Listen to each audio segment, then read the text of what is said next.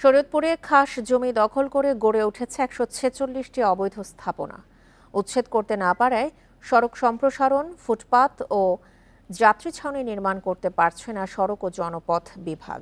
এ নিয়ে আরও জানাতে শরীয়তপুর থেকে যোগ দিচ্ছেন আমাদের সহকর্মী সগির হোসেন।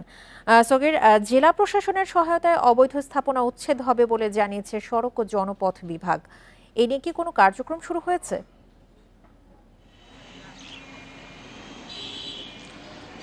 আমরা সড়ক ও জনপথ বিভাগের সাথে কথা বলেছি। তারা বলেছেন যে আমাদের যেই ধানুকাটা রয়েছে, ধানুকা থেকে পালং উত্তর বাজার পর্যন্ত ১.৫ কিলোমিটার যেই পথটি রয়েছে, এই পথে দুই পাশে প্রায় অনেক স্থাপনা দখল হয়ে আছে। এর মধ্যে সড়ক ও জনপথ বিভাগ ১৪৬টা স্থাপনার তালিকা জেলা প্রশাসক কার্যালয়ে দিয়েছেন।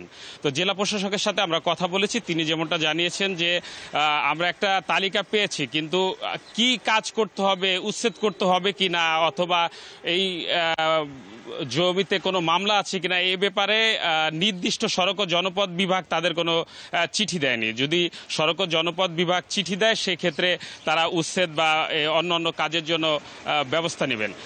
শরীয়তপুরের যেই মনোহর বাজার মোড় আছে, এই মোড় থেকে প্রেমতলা পর্যন্ত প্রায় ৬ কিলোমিটার যে জায়গাটুকু রয়েছে, এই জায়গাতে কিন্তু সড়ক ও জনপদের জায়গা। এর মধ্যে ধানুকা থেকে পালং উত্তর বাজার পর্যন্ত প্রায় ১.৫ কিলোমিটার এলাকায় যে সড়কটি রয়েছে, সেটা ২৪ ফুট সড়ক। সেখানে ৭২ ফুট সড়কের কথা ছিল, কিন্তু দুই পাশে স্থাপনা তৈরি করায়, সরকারি বেসরকারি এবং ব্যক্তি মালিকরা তৈরি করায় এই সড়ক কিন্তু করা সম্ভব হয়নি।